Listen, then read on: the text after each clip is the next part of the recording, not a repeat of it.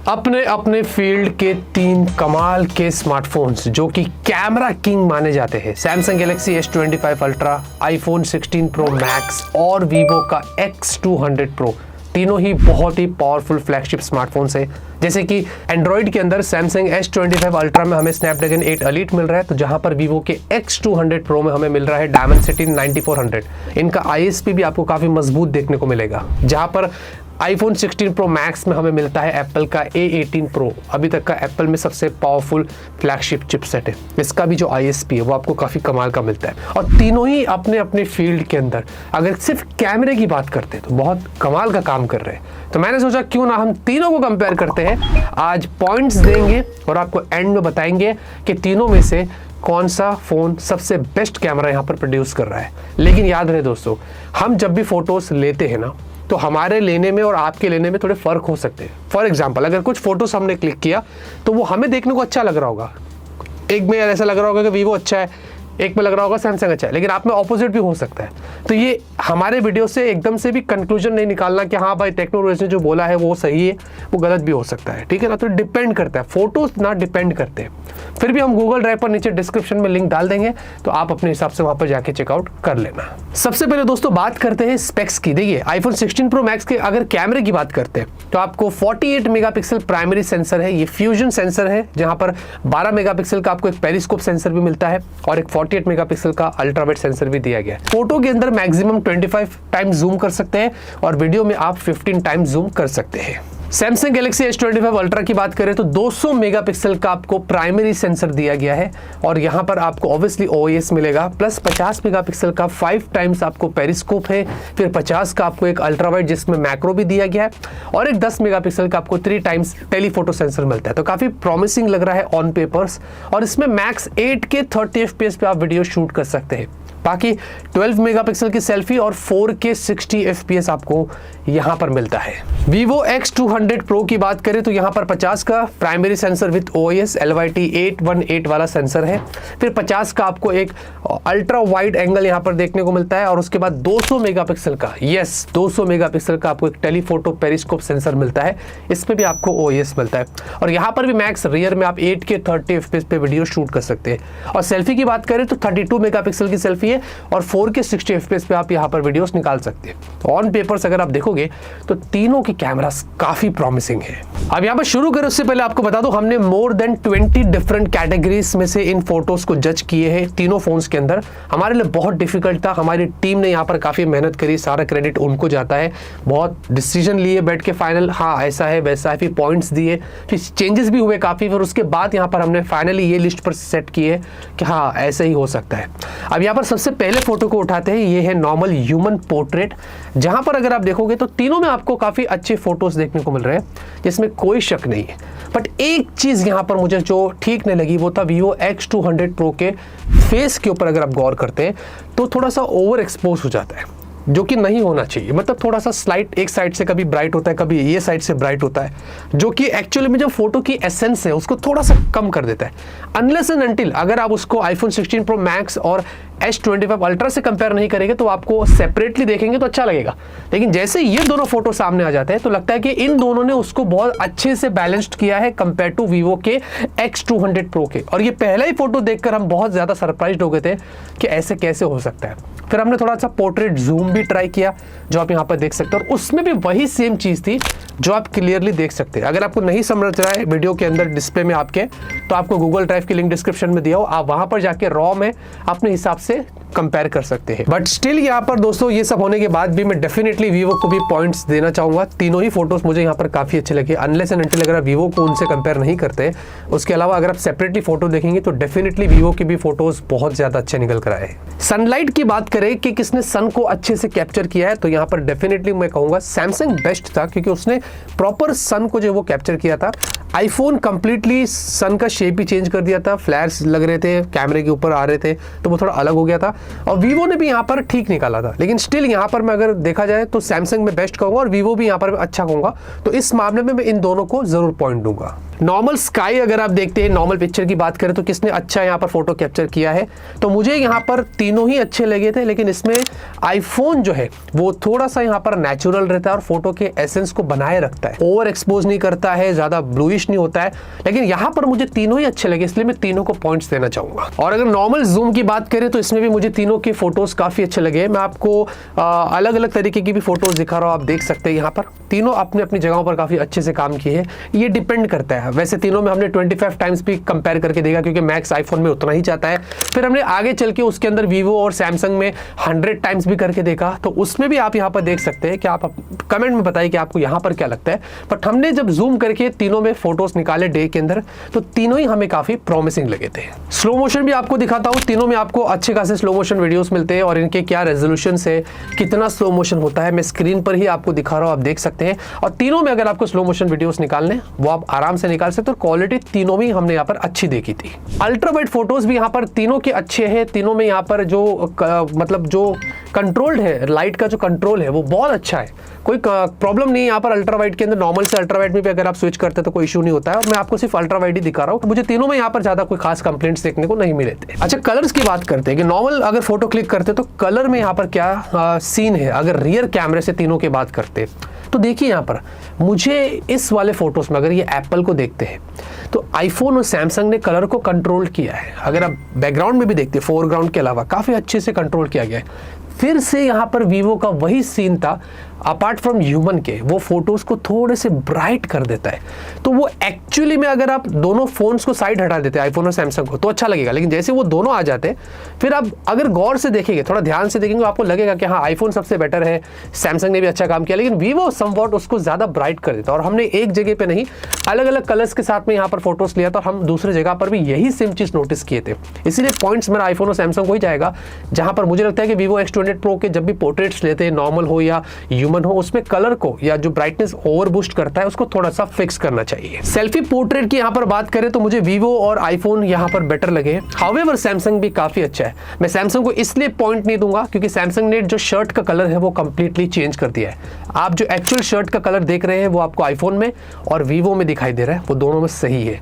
इसने पूरा गेम खराब कर दिया। और सैमसंग ने सेल्फी काम अच्छी करता है, बट एकदम ओवर एक्सपोज और वो कलर बूस्ट के चक्कर के अंदर वो कांड कर देता है। और उसमें पूरे आपके जो, जैसे कि मैं अभी ग्रीन पहना हूं, अगर मैं फोटो लूंगा तो उसको अलग ही कलर कर देगा। तो ये चीज मुझे सही नहीं लगी, इसलिए मैं इस मामले में सैमसंग को पॉइंट्स नहीं देने वाला हूं।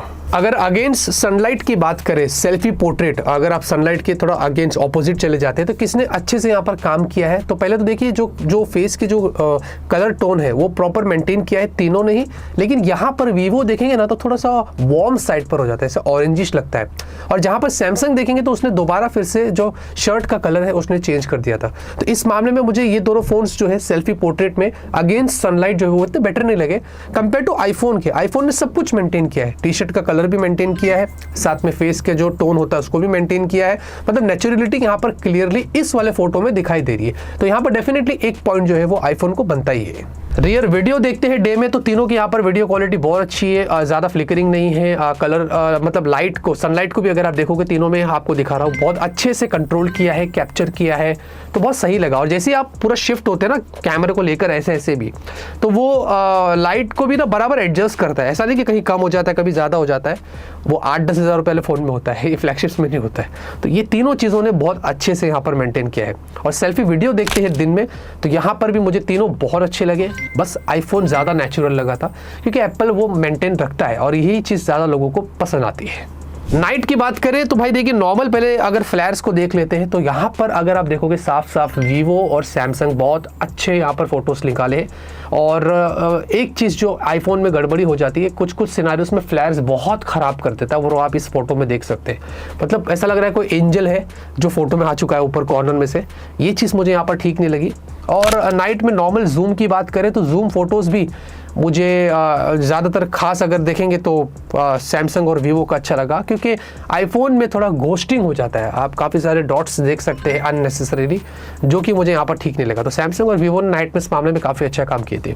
और साथ में अगर आप जूम देखते हैं, मतलब मैक्स खाली जूम की बात करें तो आईफोन डेफिनेटली 25 टाइम्स के ऊपर जाता नहीं है, लेकिन अगर 100 टाइम्स जूम्स की बात करें यहाँ पर, तो वीवो ने बहुत अच्छा काम किया, इसलिए मैं इस मामले में वीवो को एक पॉइंट देना चाहूँगा। अल्ट्रा वाइड भी नाइट में हमने निकाला था, इसमें कोई शक नहीं है, तीनों के अल्ट्रा वाइड के यहाँ पर बहुत अच्छे थे, कोई कंप्लेंट्स नहीं थी।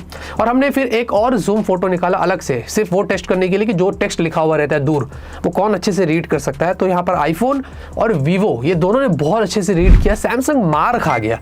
मुझे बहुत सरप्राइजिंग लगा कि सैमसंग के जूम इतने अच्छे होते हैं लेकिन नाइट में उस मामले में काम ही नहीं कर पा रहा। तो यहाँ पर मुझे लगता है ना ब्रांड को एक अपडेट पुश करना चाहिए, क्योंकि अभी भी सैमसंग S25 अल्ट्रा के कैमरे में कुछ सिनेरियोस में हमने ऊपर नीचे देखा है, वीवो में भी देखा है, आईफोन में भी देखा है, लेकिन ये जगह पर अगर टेक्स्ट को रीड करने की बात आती है तो नाइट में सैमसंग इस मामले में मार खा जाता है।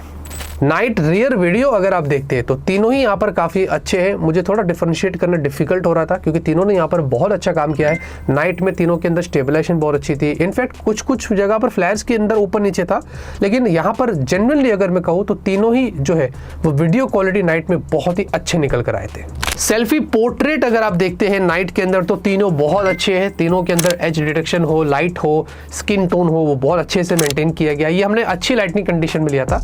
और सेल्फी अगर पोर्ट्रेट डार्क कंडीशन की बात करें, मतलब लाइट्स के अगेंस्ट हम चले गए थे और एकदम डार्क एनवायरनमेंट के अंदर जब हमने फोटो लिया तो वीवो और सैमसंग ने बहुत अच्छा काम किया था। आईफोन थोड़ा सा ज़्यादा डार्क हो जाता है और अगर आप जूम भी करेंगे ना तो आईफोन का फेस थोड़ा सा देखेंगे तो ब्लर कर देता है और नाइट में अच्छे डिटेल्स कैप्चर नहीं कर पाता अगर आप डार्क कंडीशन में जाते। इस मामले में सैमसंग ने और वीवो ने AI से बहुत अच्छा काम लिए जो आप देख सकते हैं। वीडियो जूम की बात करें, हमने नाइट में यहाँ पर वीडियो जूम लिया था। इसमें तीनों ही यहाँ पर बहुत अच्छे से काम कर रहे हैं। थोड़ा सा स्ट्रगल करते हैं भाई, अभी वो इतना भी पावरफुल DSLR नहीं है जो आपको बहुत अच्छी क्वालिटी देंगे, वो मूवी नहीं बना रहे हम यहाँ पर, बट स्टिल एटलीस्ट इनके सेंसर से हमने जितना भी नाइट में भी वीडियो में जूम करके देखा तो तीनों ने अपनी तरफ से बहुत कोशिश की है, बस थोड़ा सा स्ट्रगल कर रहे थे।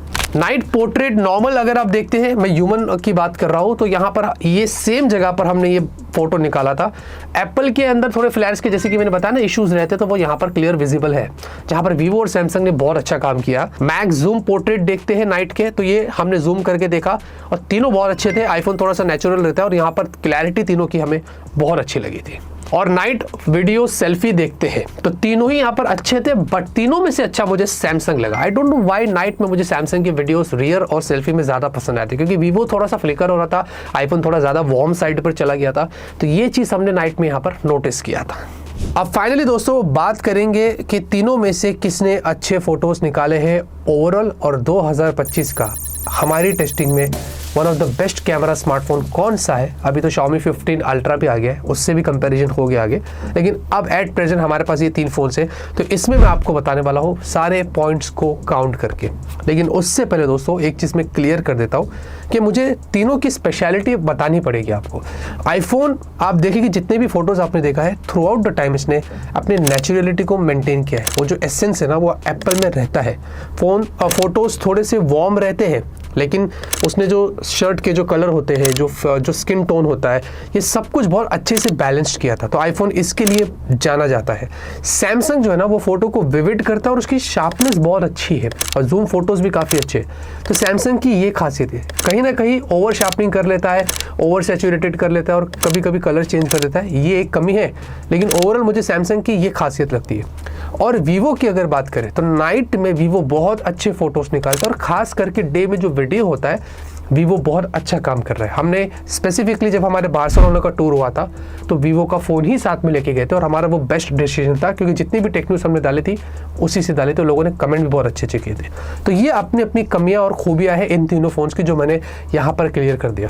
एक और चीज़ क्लियर करता हूँ, जब हम यहाँ पर फ़ोटो निकाल रहे हैं तो क्या पता आपके सिनेरियो में आपको डिफरेंट रिजल्ट्स मिले, क्योंकि ये डिपेंड करता है कि आप फोटोज़ कैसे क्लिक करते हैं। तो ये ह्यूमन टू ह्यूमन डिपेंड करता है। ऐसा नहीं कि हमारे वाले आज जो हम रिजल्ट बता रहे हैं उसमें शायद आईफोन जीत जाए या सैमसंग जीत जाए, वीवो जीत जाए, आप में कुछ और होगा।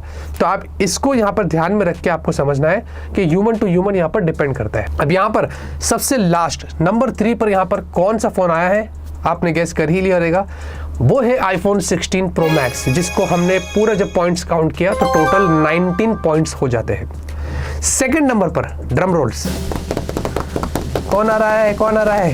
Samsung Galaxy S25 ultra. जी हाँ, 22 पॉइंट्स से Samsung Galaxy S25 ultra number 2 position पर आ गया। और फाइनली ताली हो जाए साकिब, फाइनली आ चुका है वीवो का X200 Pro 23 पॉइंट से 1 पॉइंट ज्यादा है और यह बनता है विनर हमारे इस कैमरा कंपैरिजन में। और 2025 में हमारे हिसाब से at present one of the best camera phone है Vivo का X200 Pro।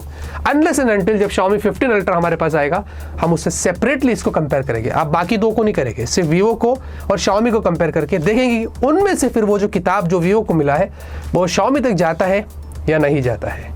इतने ही दोस्तों इस वीडियो के अंदर। अगर आपको हमारा एफर्ट अच्छा लग रहा है तो लाइक करिए, शेयर करिए, सब्सक्राइब करिए, सपोर्ट करिए।